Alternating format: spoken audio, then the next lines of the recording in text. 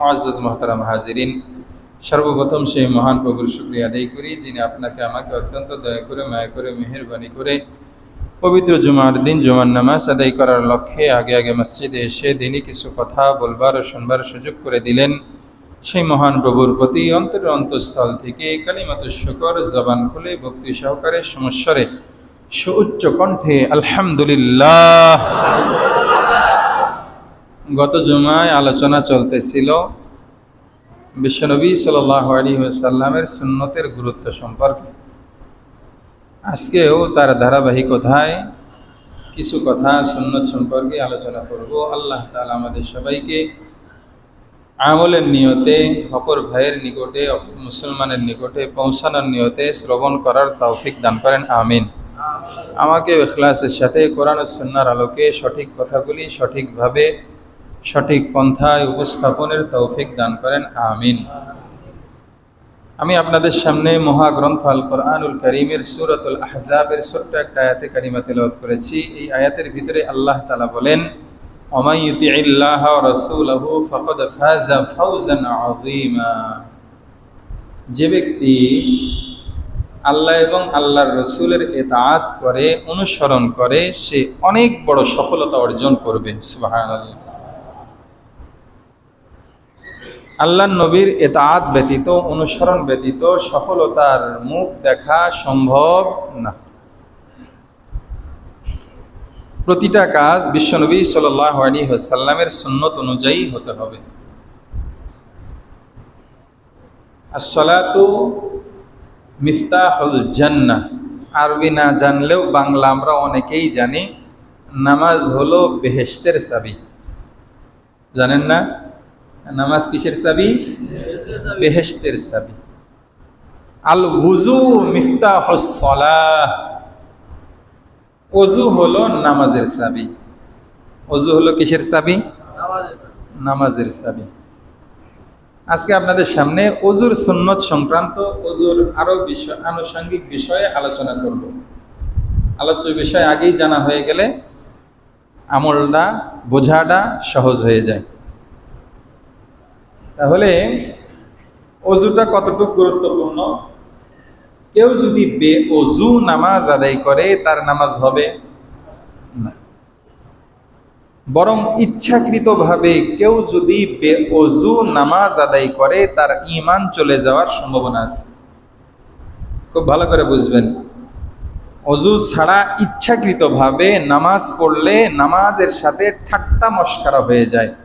শরীয়তের কোনো বিধানের সাথে ঠাট্টা মশকরা করলে ঈমান থাকে না, চলে যায়? চলে যায়। এজন্য ভুল ক্রমে হলে সেটা ভিন্ন বিষয়। এখানে একটা জরুরি মাসালা বলে দেই। ইত্তেফাকান, ঘটনাক্রমে আপনি মসজিদের ভিতরে প্রথম কাতারে আছেন, হঠাৎ করে বায়ু বের হয়ে গেছে। বায়ু কি ঠেকানো, এটা সবার নিয়ন্ত্রণে? অনেক সময় হঠাৎ চলে যায় না। আর একটা মাসালা বলে ফেলি, কথা চলে আসে, না বললে হয় না। ইমামের ডাইরেক্ট পিছনে কে দাঁড়াবে? ইমামের ডাইরেক্ট পিছনে কে দাঁড়াবে? অনেক মূর্খ বুঝে না, ইমামের পিছনে এসে দাঁড়ায় ক্ষমতার দাপটে অথবা যে কোনো কারণে। কথা বুঝে এসে দাঁড়ায়। আল্লাহ না করুক ইমাম সাহেবের হঠাৎ করে বায়ু বের হতে পারে কি পারে না? এখন মুসল্লিরা কি করবে? কারণ ওই বেকুফকে সামনে দিলেও কি নামাজ পড়াতে পারবে না। এই জন্য যারা ইমামের কোনো ঝামেলার কারণে তার স্থলাভিষিক্ত হতে পারে, এরাই ইমামের পিছনে দাঁড়াবে, ডাইরেক্ট পিছনে আর কি। কথা বুঝেন নাই? এই জন্য সামনে ইমামের পিছনে দাঁড়ার দিকে খেয়াল করে দাঁড়াবেন।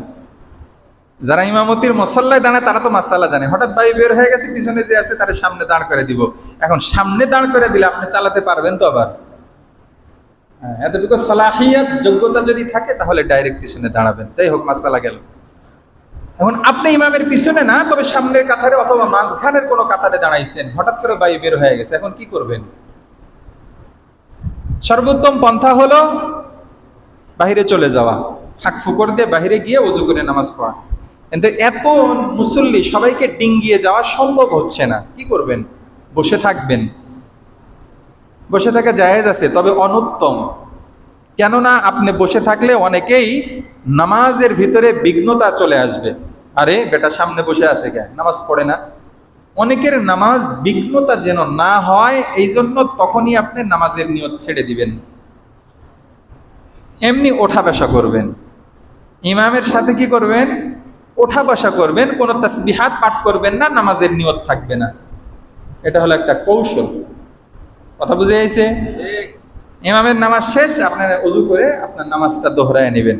পিছনে আছেন, সাথে সাথে চলে যাবেন, ওযু করে এসে নামাজের সাথে ইমামের সাথে শরীক হবেন। কথা বুঝে যাইছে? যাই হোক, যেটা বলতেছিলাম সেটা হলো ওযু ছাড়া নামাজ হবে না। ওযু ছাড়া কি হবে না? নামাজ হবে না। ওযু আমাকে করতেই হবে। ওযু করার তরিকা সবাই সমানভাবে করতে পারে না, সবাই সঠিকভাবে করতে পারে না। সময়ে যতটুকু কুলায় ইনশাআল্লাহ ওযু সংক্রান্ত কিছু মাসালা বলবো ইনশাআল্লাহ। আল্লাহ পাক তৌফিক দান করেন, আমিন। এ ভাই, সুন্দর মতো ওযু করলে কি ফায়দা? তিরমিজি শরীফের মধ্যে হাদিস আসছে, قال النبي صلى الله عليه وسلم من توضأ فأحسن الوضوء خرجت خطاياه من جسده حتى تخرج من تحت أظفاره الله أكبر। আল্লাহর নবী তার পাক জবানে ইরশাদ করেন, কোন আল্লাহর বান্দা বান্দি যদি সঠিকভাবে ওযু করে, এই ওযুটা যদি সুন্দরভাবে আদায় করে, বলে এই ওযুর বিনিময়ে আল্লাহ তাআলা ওই ওযুকারীর গুনাহগুলি তার শরীর থেকে বের করে দেন। এমনকি হাত পায়ের নখ, আমাদের সিরাজগঞ্জে বলে চাড়া, শুদ্ধ ভাষা নখ। এই যে হাতের নখ, এই নখের ভিতর থেকে ছোট ছোট গুনাহ যেগুলি ঢুকে আছে সেগুলো টেনে টেনে বের করে দেয় সুন্দরভাবে ওযু করলে। বলে এই ওযুর বিনিময়ে, এই ওযুটা আপনার শরীর থেকে গুনাহগুলি বের করে দেয়। এমনকি আল্লাহর নবী উদাহরণ দিয়ে বললেন যে নখের ভিতরে ঢুকে থাকা গুনাহগুলিকেও টেনে টেনে বের করে দেয়। সুবহানাল্লাহ। এই জন্য ওযুটা সুন্দর হওয়া দরকার আছে না? বলে এই ওযুটা সুন্দর হলে আর একটা ফায়দা, কাল কিয়ামতের ময়দানে এই উম্মতদেরকে ডাকা হবে। আল্লাহর নবী তার পাক জবানে ইরশাদ করেন, ক্বালান নাবিয়্যু সাল্লাল্লাহু আলাইহি ওয়াসাল্লাম ইন্না উম্মতি ইউদআউনা ইয়াওমাল কিয়ামাতি গুররাম মুহাজ্জালিনা মিন আসারিল উযু। ও আমার উম্মতেরা রে, তোমরা খুব ভালো করে জেনে নাও, আমার এই উম্মতকে কাল কিয়ামতের ময়দানে স্পেশাল ভাবে ডাকা হবে। বলে এই স্পেশাল নবীর স্পেশাল উম্মতের স্পেশাল একটা চিহ্ন তাদের শরীরের ভিতরে থাকবে। বলে গুররাম মুহাজ্জালিনা মিন আসারিল উযু, বলে তার ওযুর অঙ্গ প্রত্যঙ্গগুলি কাল কিয়ামতের ময়দানে একদম নূরের মতো ঝলমল করতে করতে চমকাবে। সুবহানাল্লাহি ওয়া বিহামদিহি। আল্লাহর নবীকে জিজ্ঞাসা করা হলো, ইয়া রাসূলুল্লাহ, কাল কিয়ামতের ময়দানে লক্ষ লক্ষ নয়, কোটি কোটি নয়, মিলিয়ন বিলিয়ন ট্রিলিয়ন এত উম্মতের ভিতরে, এত মানুষের ভিতরে আপনি উম্মতদেরকে কেমনে চিনবেন? আল্লাহর নবী বলেন, ও সাহাবীরা, যদি লক্ষাধিক এক জায়গার ভিতরে ঘোড়া থাকে, সেই ঘোড়ার ভিতরে একটা ঘোড়া যদি মাথার মধ্যে চকড়া বকড়া থাকে, চকড়া বকড়া বোঝেন তো, বিভিন্ন কালার সংমিশ্রিত একটা কালার যেটা হয় সাদা লাল কালো, এই চকড়া বকড়া কালার যদি কোনো ঘোড়ার মাথার মধ্যে থাকে, বলে তাকে কি খুঁজে বের করা যাবে? বলে কেন যাবে না, অবশ্যই যাবে। বলে কাল কিয়ামতের ময়দানে আমার উম্মতের ওযুর জায়গাগুলি চমকাতে থাকবে। সুবহানাল্লাহি ওয়া বিহামদিহি। এটা কি সব ওযু নাকি? না, যেই ওযুটা সুন্নত তরিকায় হবে সেই ওযুর অঙ্গটা কাল কিয়ামতের ময়দানে চমকাতে থাকবে। এই জন্য ওযুর ভিতরে আমাদেরকে খেয়াল করতে হবে, কমস কম ফরজ যেগুলো এটা যেন ছুটে না যায়। ওযুর ভিতরে সুন্নতে মুআক্কাদা যেগুলো আছে এগুলো যেন ছুটে না যায়। বলে ওযুর ভিতরে ফরজ কি, এটাই তো অনেকে জানে না। ওযুর ভিতরে ফরজ কয়টা? আলহামদুলিল্লাহ, সবাই বলে নাই, কিছু লোক বলেছে 4টা। ওযুর ফরজ 4টা। নাম্বার 1, সমস্ত মুখ ধৌত করা। সমস্ত মুখ একবার ধৌত করা ফরজ। কয়বার ধৌত করা? একবার ধৌত করা ফরজ। দুনো হাতের কনুই সহ ধৌত করা একবার ফরজ। মাথার 4 ভাগের 1 ভাগ একবার মাসা করা ফরজ। দুনো পায়ের টাকনু সহ ধৌত করা। কি সহ? টাকনু বুঝেন, 2 সাইডে যে 2টা হাড্ডি আছে 2 পায়ের, এই টাকনু সহ একবার ধৌত করা ফরজ। এই ফরজিয়াতের ভিতরে কোনো একটা চুল পরিমাণও যদি ফাঁকা থাকে তার ওযু হবে না, ওযু হবে না। গোসলের ফরজ কয়টি? 3টি। কি কি? গড়গড়ায়া কুলি করা। খালি কুলি না, কি কুলি? গড়গড়ায়া কুলি করা। আহারে, গড়গড়ানো তো অনেকে বুঝে না। গলার ভিতরে পানি নিয়ে আ করা। কথা বুঝেছি? যদি সুযোগ হয় গিলে ফেলাইবেন, তাহলে আরো সুন্দর হলো, মানে ভিতর পর্যন্ত পৌঁছে যাবে একবারে। নাকের বাঁশি পর্যন্ত পানি একবার পৌঁছানো ফরজ। নাকের বাঁশি আবার কি? হাতের চোলের ভিতরে পানি নিয়ে পানি টানতে হবে, তারপর নাক ঝাড়তে হবে। এটাকে বলা হয় ইস্তেনশাক। আর গড়গড়ানোকে বলা হয় মজমজা। সবাই বলেন, আরবি কিছু ইসলাম উচ্চারণ করেন না, মজমজা। এই গড়গড়ানোকে বলা হয় কি? মজমজা। আর নাকের ভিতরে পানি টেনে নেওয়া, এটাকে বলা হয় ইস্তেনশাক। বলেন ইস্তেনশাক। বলে মজমজা এবং ইস্তেনশাক যদি কেউ না করে তার গোসল হবে না। এইবার ফিকির করে নেন, কতদিন নাপাক ছিলেন? গোসল তো ঠিকই করছেন স্ত্রী সহবাসের পরে, কিন্তু মজমজা ইস্তেনশাক না হলে আপনার শরীরটা পাক হয় নাই। এই অবস্থায় নামাজ রোজা যা করছেন কোনোটাই হয় নাই। কথা বুঝে আইছে? এই জন্য পুত পবিত্র হতে হবে, পুত পবিত্র হতে হবে। ঠিক আছে না ইনশাআল্লাহ? বলে আরেকটা হলো সমস্ত শরীরে একবার পানি পৌঁছে দেওয়া, একদম মাথার তালু থেকে নিয়ে পায়ের তালু পর্যন্ত, পায়ের পাতা পর্যন্ত সব জায়গায় পানি পৌঁছাতে হবে। এক লোম পরিমাণও যদি শুকনা থাকে গোসল হবে না। এই জন্য গোসলের ব্যাপারেও খুব চৌকান্না থাকতে হবে, সতর্ক থাকতে হবে। রাজি আছেন ইনশাআল্লাহ? বলে গোসলেরটা বলার কারণ কি? বলে কারো যদি ফরজ গোসল আদায় না হয়ে থাকে তার আবার অজুর কি? অজুর কিসের মাসালা? গোসল ফরজ থাকা অবস্থায় অজু 10 বার করলেই কি আর 100 বার করলেই কি? কি বলেন? গোসল করা ফরজ না? হ্যাঁ, গোসল করা ফরজ। এই জন্য ফরজ গোসল কারো উপর ফরজিয়ত থাকলে অজুর মাসালা দিয়ে লাভ নেই। যাই হোক, যাদের উপর গোসল ফরজ এভাবে করেন নাই, দ্রুত মজমজা এবং ইস্তেনশাক করবেন। ঠিক আছে না ইনশাআল্লাহ? বলে 3 বার করে করা সুন্নত গোসলের ভিতরে।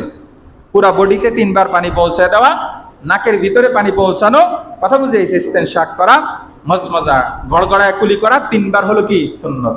আগেই বলে দেই, রমজানে কিন্তু আবার মজমজা ইস্তেনশাক করলে রোজা ভেঙে যাবে। রোজার দিন আবার গোসল ফরজ কেমনে হয়? বলে আপনি ঘুমিয়ে গেছেন, হঠাৎ করে স্বপ্ন দোষ হয়ে গেছে, এবার গোসল ফরজ হয়েছে কি হয় নাই? হয়েছে। এবার কেমনে গোসল করবেন? বলে কুলি করবেন, নরমালি কুলি, নাকে পানি দিবেন, নরমালি পানি, মজমজাও নাই, ইস্তেনশাকও নাই। কথা বুঝে আইছে? রোজা ছাড়া, গায়রে রোজা, রোজার দিনও, রোজার টাইম ছাড়া রাত্রিবেলায় মজমজা এবং ইস্তেনশাক করতে হবে। কথা বুঝে আসছে তো? আচ্ছা, গেল। তাহলে অজু করলে কি ফায়দা? বলে অজু করলে আমার গুনাহগুলি আল্লাহ তাআলা বের করে দিবেন। সুবহানাল্লাহ। হ্যাঁ, আল্লাহ ওয়ালারা দেখতেন কোন গুনাহ বের হয়। আমাদের ইমাম বলেন, নাম কি? অনেক দিন শিখাছি, আবু হানিফা। হ্যাঁ, এটা হয়ে গেল মনে হয় আমার ছোট চাচতো ভাই, অথবা আমার সমাজের সবচাইতে ছোট। না, বড়দের নাম বলার সময় সম্মানের সাথে হযরত ইমাম আবু হানিফা রাহমাতুল্লাহি আলাইহি, কম পক্ষে এতটুকু। আর যদি সময় থাকে ইমামে আজম হযরত আবু হানিফা রাহমাতুল্লাহি আলাইহি। ঠিক আছে না ইনশাআল্লাহ? এভাবে বলবো। ইমামে আজম আবু হানিফা রহমতুল্লাহি আলাইহি উনি অজুতে কোন গুনাহ জড়ে যেত উনি বলতেন, এই কি খবর, অজু করতেছো, চুরি করছো কা? আরে ইমাম সাহেব আমি চুরি করছি, আপনি কেমনে জানলেন? একা একা বলছে, বলে তুমি যে অজু করতেছিলে অজুর সাথে চুরির গুনাহ ঝরে যাচ্ছিল। আল্লাহু আকবার। এই অজু করতেছো, মিথ্যা কথা বলছো কে? বলে আপনি কেমনে জানলেন? বলে তুমি অজু করতেছো, মিথ্যার গুনাহ তোমার অজুর সাথে ঝরে যাচ্ছে। সুবহানাল্লাহ। এজন্য অজুর সাথে গুনাহ ঝরে যায়, তবে অজুটা অজু হতে হবে। রাজি আছেন ইনশাআল্লাহ? আল্লাহ পাক তৌফিক দান করেন, আমিন। বলে অজুতে সুন্নত তরিকা আছে, অজুতে খেলাফে সুন্নত তরিকা আছে। সুন্নতটা শিখলেই খেলাফে সুন্নতটা বের হয়ে যাবে। ঠিক আছে না ইনশাআল্লাহ? বলে আমি অজু যখন করতে যাব, অজুর সময় নিয়ত করা সুন্নত। আমাদের ইমামের নিকটে, কিছু কিছু ইমামের নিকটে অজুর সময় নিয়ত করা ফরজ, কেউ নিয়ত না করলে তার অজুই হবে না। কিন্তু আমাদের ইমামের নিকটে অজু তো হবে, তবে অজুর ফজিলত থেকে সে মাহরুম হবে। এই জন্য অজুর সময় কি করব আমরা? নিয়ত করব। নিয়ত কাকে বলে? বলে নিয়ত হলো মনের ভিতরে খেয়াল আসা এতটুকু যে আমি পবিত্রতা অর্জনের জন্য অজু করতেছি, বাস। জবানে বললেও চলবে, না বললেও সমস্যা নাই, তবে মনে মনে এতটুকু নিয়ত থাকতে হবে। কথা বুঝে গেছি? আপনি এমনি এমনি হাত পাও দিয়ে এসে নামাজ পড়লেন, নামাজ তো হয়ে যাবে, মাগার অজুর যে ফজিলত সেখান থেকে মাহরুম হবেন। 2 নাম্বার, অজুর শুরুতে বিসমিল্লাহ বলা। বলে অজুর সময় বিসমিল্লাহ না বললে, তাহলে এক হাদিসের মধ্যে আছে, তিরমিজি শরীফের হাদিস, মান তাওয়াজ্জা ওয়া লাম ইয়াযকুর ইসমাল্লাহ আলাইহি লা উযুয়া লিমান লাম ইয়াযকুর ইসমাল্লাহ আলাইহি। যে ব্যক্তি অজুর সময় বিসমিল্লাহ বলল না, তার অজুই হবে না। এজন্য কিছু কিছু ইমামের নিকটে অজুর সময় বিসমিল্লাহ বলা ফরজ, আমাদের ইমামের নিকটে বিসমিল্লাহ বলা সুন্নত। এজন্য অজুর সময় বিসমিল্লাহ বলবো শুরুতে। ঠিক আছে না ইনশাআল্লাহ? অজুর সময় কি বলবো? বিসমিল্লাহ বলবো। বলে অজুর শুরুতে কি করতে হবে? আর একটা সুন্নত হলো দুনো হাত কবজি সহ ধৌত করা। কয়বার? 3 বার। কয়বার ভাই? 3 বার ধৌত করা সুন্নত। এইবার 3 বার কুলি করা, এখানেও গড়গড়ায়া কুলি করা সম্ভব হলে এটা সুন্নত। 3 বার নাকে পানি দেওয়া সুন্নত। এবার খেয়াল করেন, সমস্ত মুখ একবার ধৌত করা ফরজ, 3 বার ধৌত করা সুন্নত। দুনো হাতের কোনই সহ 3 বার ধৌত করা সুন্নত। সমস্ত মাথা একবার মাসাহ করা সুন্নত। খুব ভালো করে খেয়াল করবেন, সমস্ত মাথা কয়বার মাসাহ করা সুন্নত? অনেকে 3 বার করে, খেলাফে সুন্নত। 3 বার করলে কি হবে? খেলাফে সুন্নত হবে। মাথা মাসা হবে কয়বার? 1 বার। যেটা শরীয়ত যেভাবে বলেছে সেটাই ইবাদত, এর ভিন্ন তরিকায় গেলে সেটা হলো বিদআত। কুল্লু মুহদাসিন বিদআহ ওয়া কুল্লু বিদআতিন যালালাহ ওয়া কুল্লু যালালাতিন ফিন্নার। আল্লাহর নবী বলেন, প্রত্যেকটা নব আবিষ্কৃত জিনিস যেটা আমি রাসূল করি নাই সেটা হলো বিদআত। প্রত্যেকটা বিদআত গুমরাহি, প্রত্যেকটা বিদআতের শেষ মঞ্জিল হলো জাহান্নাম। এজন্য আমাদের অজুর ভিতরে বিদআত করা যাবে না। ঠিক আছে না ইনশাআল্লাহ? তাহলে অজুর ভিতরে মাথা মাসা কয়বার হবে? অনেককেই দেখা যায় 2-3 বার করে। 2-3 বার কেন করলেন? আরে হুজুর 3 বার করা সুন্নত, আপনি জানেন না? অনেকে এরকম বলে ফেলে, মানে সে জানে যে 3 বার সুন্নত, অথচ 3 বার যে খেলাফে সুন্নত এটা তার জানা নাই। কথা বুঝে আইছে? বলে দুনো পায়ের টাকনু সহ 1 বার ধৌত করা কি ছিল? ফরজ। বলে 2-3 বার ধৌত করা সুন্নত। 3 বার ধৌত করা কি সুন্নত। আল্লাহ পাক আমাদেরকে তৌফিক দান করেন, আমিন। তাহলে সুন্নত তরিকায় যদি ওযু হয়ে যায়, বলে এই ওযুর বিনিময়ে আল্লাহ তাআলা আমাদেরকে কি করবেন? বলে গুনাহগুলি শরীর থেকে বের করে দিবেন। সুবহানাল্লাহ। এই জন্য ওযুর সময় অবশ্যই সুন্নত তরিকাগুলি আমাদেরকে ফলো করতে হবে। ওযু শেষে আর একটা সুন্নত আছে, সেই সুন্নতটা হলো ওযুর যখন শেষ হয়ে গেল আসমানের দিকে তাকিয়ে একটা দোয়া পাঠ করব। তিরমিজি শরীফের ভিতরে হাদিসটা আসছে, আল্লাহর নবী বলেন, কেউ ওযু শেষ করলো, শেষ করার পরে যদি আসমানের দিকে তাকায়া দোয়া পড়ে, আশহাদু আল্লা ইলাহা ইল্লাল্লাহ ওয়া আশহাদু আন্না মুহাম্মাদান আবদুহু ওয়া রাসূলুহু আল্লাহুম্মা ইজআলনি মিনাত তাওয়াবিনা ওয়াজআলনি মিনাল মুতাতাহহিরিন। এই দোয়াটা কোন আল্লাহর বান্দা বান্দি যদি ওযু শেষে আসমানের দিকে তাকিয়ে পাঠ করে, বলি আল্লাহ তাআলা কাল কিয়ামতের ময়দানে এই ওযুকারীর জন্য জান্নাতের 8টা দরজা খুলে দিয়ে বলবেন, বান্দা তুমি তো দুনিয়ার বুকে সুন্দরভাবে ওযু করেছিলে, ইবাদতের নিয়তে শেষে এই দোয়াটা পাঠ করেছিলে, আমি আল্লাহ তাআলা তোমার উপর দয়া পরশ হয়ে আজকে তোমার জন্য জান্নাতের 8টা দরজা খুলে দিলাম, যেটা দিয়ে খুশি তুমি জান্নাতের ভিতরে ঢুকে যাও। সুবহানাল্লাহি ওয়া বিহামদিহি। এই জন্য যাদের মুখস্থ আছে আলহামদুলিল্লাহ ভালো, মুখস্থ না থাকলে দোয়াটা মুখস্থ করে নেবেন, ঠিক আছে না ইনশাআল্লাহ? হ্যাঁ, আশহাদু আল্লা ইলাহা ইল্লাল্লাহু ওয়া আশহাদু আন্না মুহাম্মাদান আবদুহু ওয়া রাসূলুহু, হ্যাঁ, আল্লাহুম্মা ইজআলনি মিনাত তাওয়াবিন ওয়াজআলনি মিনাল মুতাতাহহিরিন। আরে ভাই, প্রথমটা তো কালেমায়ে শাহাদাত, এটা তো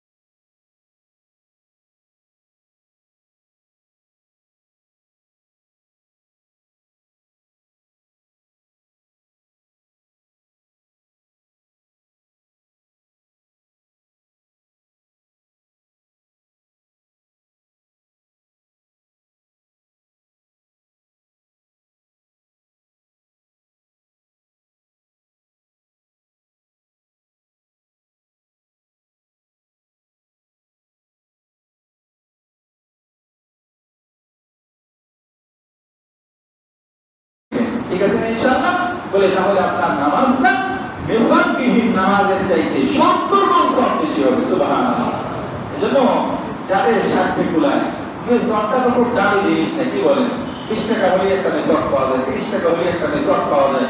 তবে জাইতুন গাছের একটা মিসওয়াক পাওয়া যায়, এই মিসওয়াকটা অনেক চিকন, ছোট্ট মিসওয়াক, তবে অনেক দাম, 60-70 টাকা একটা মিসওয়াকের দাম। জাইতুন গাছ দিয়ে মিসওয়াক করলে অবশ্য পাওয়া যায় কম, যদি সামর্থ্যের তুলায় এটা জোগাড় করে নেবেন, এর মাধ্যমে আরো বেশি ফজিলত পাওয়া যাবে। আল্লাহ পাক রব্বুল আলামিন আমাদেরকে তৌফিক দান করেন, আমিন। বলে এক যুদ্ধের ভিতরে সাহাবায়ে কেরাম যুদ্ধ করতে গেছেন। কোথায় গেছেন? যুদ্ধের ময়দানে, রণাঙ্গনে যুদ্ধ করতেছেন, কাফেরদের সাথে যুদ্ধ চলতেছে। যুদ্ধ করতে করতে যে পরিমাণ যুদ্ধ হচ্ছে, জিতে যাওয়ার কথা, মুসলমানদের কি হওয়ার কথা? জিতে যাওয়ার কথা, বিজয় লাভ করার কথা, কিন্তু বিজয় হচ্ছে না। যুদ্ধ চলতেছে, পরাজয় হচ্ছে না, বিজয় হচ্ছে না। বিষয়টা কি? এইবার সাহাবায়ে কেরাম একসাথে পরামর্শে মিলিত হলেন। পরামর্শে বসার পরে এক সাহাবী, বয়স্ক সাহাবী, সে পরামর্শ দিলেন, এই আপনারা কি খেয়াল করেছেন আমরা যে এখানে যুদ্ধ করতেছি, যুদ্ধের কাজে সময় বেশি দেওয়ার কারণে আমরা রাসূলুল্লাহ সাল্লাল্লাহু আলাইহি ওয়াসাল্লামের একটা সুন্নাত ছেড়ে দিয়েছি। কি সেই সুন্নাত? বলে সুন্নাতটা হলো আমরা এই কয়েকদিন মিসওয়াকের দিকে খেয়াল করি নাই। বলে তাই নাকি? আসলেই তো তাই। আসলে খেলাফে সুন্নাত চললে তো আমরা মঞ্জিলে মকসদে পৌঁছতে পারবো না। চলো সবাই জঙ্গলে যাও, একটা করে মিসওয়াক নিয়ে আসো। সবাই একযোগে যখন জঙ্গলে গেছে, একজন করে সবাই একটা একটা করে মিসওয়াক নিয়ে এসে যখন মিসওয়াক করা শুরু করছে, এইবার কাফেরদের পক্ষ থেকেও তো গুপ্তচর থাকে না, হ্যাঁ, এই গুপ্তচর গিয়ে তাদের দলে তুলে বলছে, এই তোমরা জানো এবার তো মুসলমানেরা মিসওয়াক করে, তারা মিসওয়াকটা বোঝে না, বলে তাতে তারা ধার দিচ্ছে। কি করতেছে? তাতে ধার দিচ্ছে। এর আগে তো ওরা তলোয়ার দিয়ে যুদ্ধ করে আমাদেরকে মেরে চলে যেত, এবার আর মেরে চলে যাবে না, বরং আমাদেরকে জ্যান্ত আমরা খাবে। এই জন্যই ওরা তাতে ধার দিচ্ছে। এবার ওদের ভিতরে ঘাবড়াহট চলে আসছে, ভয় চলে আসছে। আরে তাই তো, এবার যখন যুদ্ধে আসছে, বলে প্রথম চান্সই ওরা পরাজয় বরণ করছে। সুবহানাল্লাহ। এজন্য রাসূলুল্লাহ সাল্লাল্লাহু আলাইহি ওয়াসাল্লামের সুন্নতের অনেক বড় নাম, অনেক বড় ফজিলত। এজন্য আমরা সুন্নাতগুলিকে আমাদের জীবনের ভিতরে বাস্তবায়নের চেষ্টা করব। রাজি আছেন ইনশাআল্লাহ? বলে ওযুর ভিতরে সুন্নাত এগুলি, ওযুর ভিতরে মুস্তাহাব আছে। মুস্তাহাবের ভিতরে একটা মুস্তাহাব হলো ওযুর সময় ঘাড় মাসাহ করা, এটা কিন্তু সুন্নাত না, এটা হলো মুস্তাহাব আমল। কি মাসাহ করা? ঘাড় মাসাহ করা। বলে ঘাড় মাসাহ করতে গিয়ে অনেকে ভুল করে। কি করে ভাই? ভুল করে। এই যে ঘাড় মাসাহ করে কেমনে নিজেই করে। মাসালা হলো ঘাড় মাসালা, ঘাড় মাসাহ করা। সে মাসাহ করতেছে কি? গলা। গলার ঘাড় বোঝেন, এটা পুরাটা মিলে হলো কি? গলা। আর ঘাড় হলো শুধু এই যে পিঠের যেটা থাকে, পিঠের সাথে যে অংশটা লাগানো আছে, এটা হলো কি? ঘাড়। মুস্তাহাব কোনটা?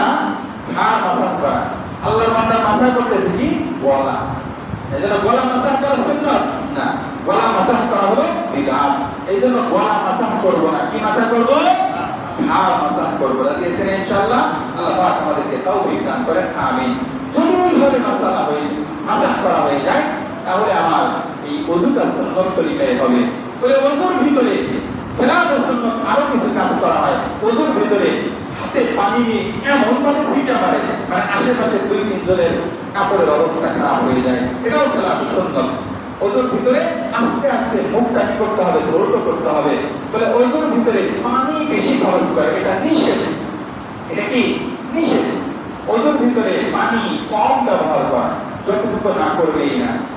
গত 2 দিন আগে আপনার বাগেরহাট শহরে গেলাম, ওখানে গিয়ে দেখলাম পানির কি কদর। ওই জায়গার ভিতরে টিউবওয়েল নাই, মানুষ পানি ব্যবহার করে পুকুরের পানি। পুকুরের পানি দিয়ে খাবার রান্না হয়। আমি তো শুনে আশ্চর্য, কথা বুঝে গেছি। খাবারের পানি, বৃষ্টির পানি তারা ধরে রাখে, সেই পানি তারা পান করে। আমরা তো ফ্রি পানি পাইছি, আল্লাহর দেওয়া পানি। এই পানিকে আমরা ওযুর সময়, ইবাদতের সময় নষ্ট করে গুনাহ কামাইতেছি। ইসরাফ হচ্ছে। ওযুর সময় পানি অপচয় করা, এটা কিন্তু গুনাহ। অনেকে ইবাদত করে ওযুর সময় বেশি পানি খরচ করে, এটা কিন্তু ঠিক না। কথা বুঝে গেছে? ওযুর সময় যে সমস্ত নিষিদ্ধ কাজ আছে এগুলোকে আমরা বর্জন করে চলবো। আল্লাহ পাক রব্বুল আলামিন আমাদেরকে তৌফিক দান করেন। আমিন। ওয়া আখিরু দাওয়ানা আলহামদুলিল্লাহি রাব্বিল আলামিন।